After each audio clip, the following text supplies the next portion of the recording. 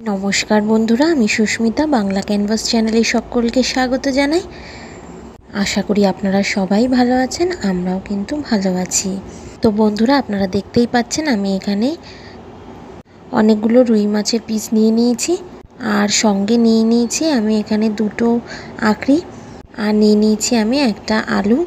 আজকে এই আঁকড়ি আর আলু দিয়ে রুই মাছটাকে আমরা রান্না করব।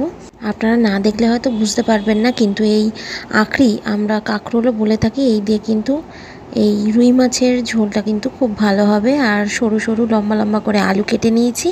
তো বন্ধুরা, আপনারা স্কিপ না করে কিন্তু পুরো ভিডিওটা দেখার চেষ্টা করবেন। আপনারা কখনো এইভাবে রুই মাছের ঝাল খেয়েছেন কি না আমাকে অবশ্যই কমেন্টসে জানাবেন।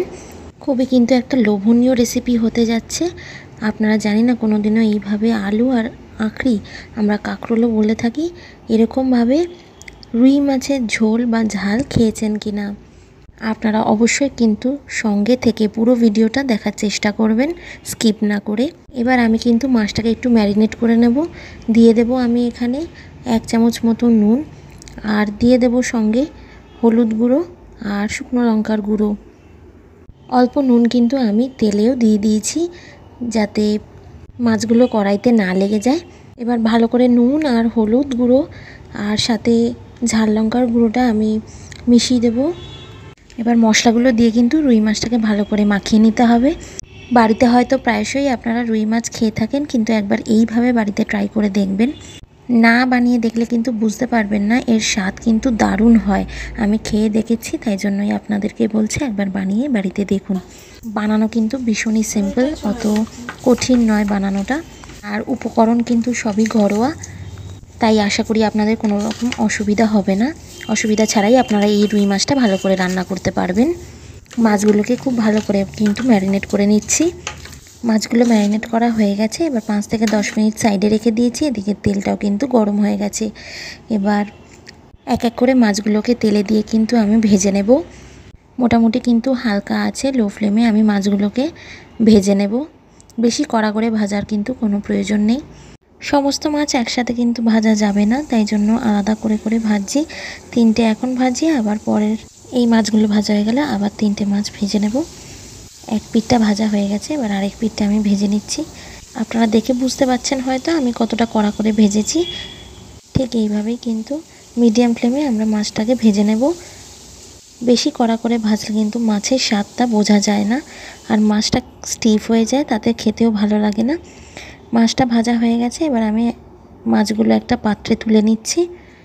এই মাছগুলো ভাজা হয়ে গেলে আমি কিন্তু আরও যে 3টে মাছ আছে ওগুলোকে আমি সেই তেলেই ভেজে নিচ্ছি। আর মাছ ভাজা হয়ে গেলে এক এক করে কিন্তু আমি সবজিগুলো ভেজে নেব। মাছগুলো আমি একটা পাত্রে তুলে নিলাম। আরও 3টে মাছ আমার ভাজা হয়ে গেছে। এবার দেখুন সব মাছগুলো ভাজা হয়ে গেছে, আমি একটা পাত্রে রেখে দিয়েছি ভাজা মাছগুলো। এবার সেম তেলে আমি এবার ভেজে নিচ্ছি কেটে রাখা কাঁকরোলগুলো, বা আমরা আঁকড়িও বলি। কেটে রাখা কাঁকরোলগুলো ভেজে নেব। এরকম সরু সরু করে লম্বা লম্বা করে কেটে নিয়েছি। জানি না আপনারা এর আগে এই রেসিপিটা ট্রাই করেছেন কিনা, কিন্তু এইটা দেখার পর আপনারা নিশ্চয়ই বাড়িতে এটা ট্রাই করে দেখবেন। খেতে কিন্তু অসম্ভব সুন্দর হয়, না বানালে বুঝতে পারবেন না।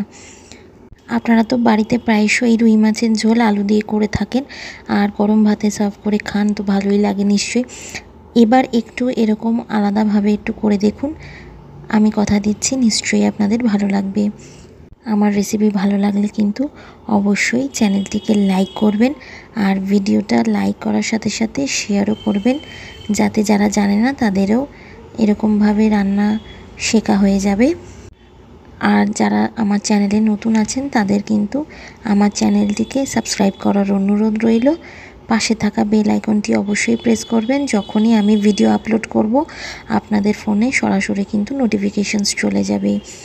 অল্প নুন দিয়ে আমি আঁকড়িটাকে ভেজে নিলাম। এবার ভাজা হয়ে গেছে, এবার আঁকড়িটা আমি একটা পাত্রে তুলে নিচ্ছি।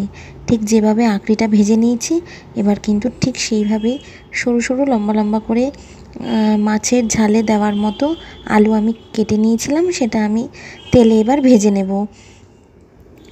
মাছ ভাজার সময় কিন্তু অনেকটাই হলুদ দেওয়া হয়েছিল, তাই জন্য আর এই আলু আর আঁকড়ি ভাজার সময় আমি হলুদ দিলাম না। এদিকে আলুটা ভাজা হোক, আমি এদিকে একটা মশলা তৈরি করে নিই। মিক্সিং জার নিয়ে নিয়েছি, এবার এর মধ্যে আমি পেস্ট তৈরি করব। এখানে আমি দিয়ে দিচ্ছি 1 চামচ মতো হলুদ সর্ষে। বাড়িতে যদি শুধু এক রকমই সর্ষে থাকে, কালো সর্ষে, তাহলে সেটা দিয়েও আপনারা কিন্তু রান্নাটা কন্টিনিউ করতে পারেন। সেক্ষেত্রে আপনাদের কালো সর্ষে 2 চামচ দিতে হবে। এবার আমি এখানে 1 চামচ মতো কালো সর্ষেটা অ্যাড করে দিলাম। দিয়ে দেবো এখানে আমি এবার অল্প নুন আর অ্যাড করে দেব অল্প জল, সাথে মশলাগুলো অ্যাড করে দেবো। এখানে আমি ধনে গুঁড়ো দিয়ে দিলাম। এবার আমি এখানে জিরে গুঁড়োও অ্যাড করব। বাড়িতে যদি গোটা ধনে থাকে বা গোটা জিরে থাকে তাহলে সেটাও আপনারা এখানে দিতে পারেন। এর মধ্যে এবার আমি দিয়ে দেব আদা আর 7-8 কোয়া রসুন দিয়ে দেব এর মধ্যে। আদা খুব কম পরিমাণে লাগবে, আর রসুন যেহেতু এখানে আমি একটু বড় বড় রসুন নিয়েছি তাই 7-8 কোয়া রসুনে হয়ে গেছে। যদি আপনাদের ছোট ছোট রসুন হয় বা সরু সরু রসুন হয় আপনারা আর একটু বেশি নিয়ে নিতে পারেন। দিয়ে দিলাম এখানে 3টে কাঁচা লঙ্কা। আর ফাইনালি এর মধ্যে দিয়ে দেব আমি ধনেপাতা আর সামান্য একটু নুন দিয়ে ভালো করে কিন্তু পেস্ট তৈরি করে নেব। একদম অল্প জল দিয়ে এটাকে ভালো করে পেস্ট করে নেব। সামান্য মাত্র নুন দিয়েছিলাম, বেশি জল দিলে কিন্তু ভালোভাবে পেস্ট হবে না, তাই সামান্য মতো জল দিয়ে একটা সুন্দর পেস্ট আমরা তৈরি করে নেব। আমার এদিকে কিন্তু আলুটা ভাজা হয়ে গেছে। আলুটা মোটামুটি লাল লাল করে ভেজে নিয়েছি। এবার এটাকে আমি একটা পাত্রে তুলে নেব। আলু ভাজা মোটামুটি আমাদের হয়ে গেছে, বেশি কড়া করে আলু ভাজার কোনো প্রয়োজন নেই। আলু ভাজা হয়ে গেলে এবার একটা পাত্রে আমি তুলে নিচ্ছি। তেলটা ভালো করে ছাঁকিয়ে নিয়ে কিন্তু আমি আলুটা তুলে নিচ্ছি একটা পাত্রে। এবার আমি সেম তেলেই রান্নাটা কমপ্লিট করে নেব। এবার আপনাদের যেটা করতে হবে, গ্যাসের ফ্লেমটাকে কিন্তু একদম লোতে রাখতে হবে। আর দিয়ে দেব আমি এখানে 1/2 চামচ মতো হলুদ গুঁড়ো, আর দিয়ে দেব এর মধ্যে আমি 1 চা চামচ কাশ্মীরি লঙ্কার গুঁড়ো। এবার দেখতে পাবেন কালারটা কিন্তু ভীষণই সুন্দর আসবে। এবার খুন্তি দিয়ে আমি কিন্তু বেশ 5 মিনিট মতো লো ফ্লেমে মশলাটাকে একটুখানি এরমভাবে নাড়িয়ে নেব। এতে কিন্তু কালারটা খুব সুন্দর আসে আর রান্নাটা দেখতেও কিন্তু ভীষণ রিচ হয়। ভালো করে মিশিয়ে নিয়ে এর মধ্যে এবার আমি পেস্টটা দিয়ে দেব, যেটা বানিয়ে রেখেছিলাম সেটা। এবার পেস্টটা দিয়ে আমি কিন্তু 5-6 মিনিট কষিয়ে নেব মশলাটাকে। মিক্সি ধোয়া জলটাও কিন্তু এর মধ্যে দিয়ে দেব। মশলাটাকে কিন্তু খুব ভালো করে কষিয়ে নিতে হবে যাতে মশলার থেকে কিন্তু তেল রিলিজ হয়। আর আস্তে আস্তে কষাতে কষাতে দেখবেন এর রঙটা চেঞ্জ হয়ে যাচ্ছে, কালারটা চেঞ্জ হয়ে যাচ্ছে, কারণ তখনই বুঝবেন আপনার তেলটা মশলা থেকে পুরো রিলিজ হয়ে গেছে। ফ্লেমটা কিন্তু একদম লোতে রাখবেন। দেখুন আস্তে আস্তে কিন্তু তেলটা ছাড়তে শুরু করেছে। আমি মিক্সি ধোয়া জলটা দিয়ে দিলাম।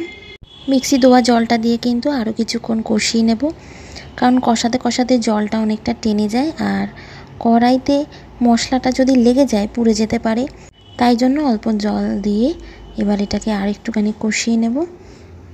এই পর্যায়ে কিন্তু আমি টমেটো পেস্ট করে রেখেছিলাম, একটা টমেটো পেস্ট করেছি বড়, সেটা আমি অ্যাড করে দিলাম।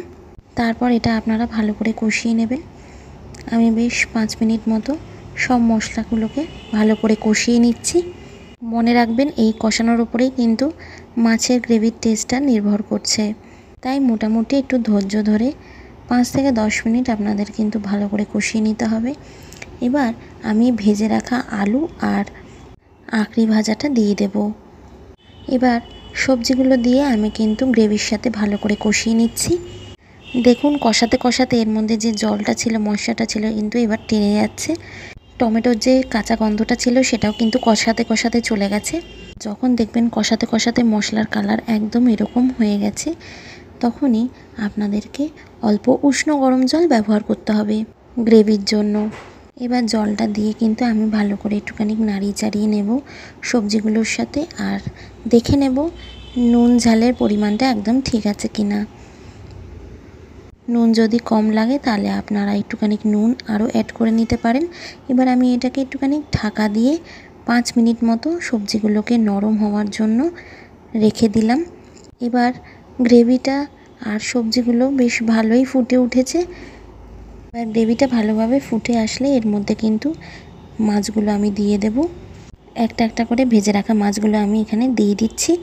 এবার মাছগুলো দিয়ে কিন্তু বেশ কিছুক্ষণ আমরা ঝোলটাকে ফুটিয়ে নেব, যাতে মাছের মধ্যে ভালো মতো ঝোলটা ঢুকে যায়, মাছগুলো নরম হয়ে যায়, সফট হয়ে যায়। আমরা ঢাকা দিয়ে কিন্তু বেশ কিছুক্ষণ রান্না করব।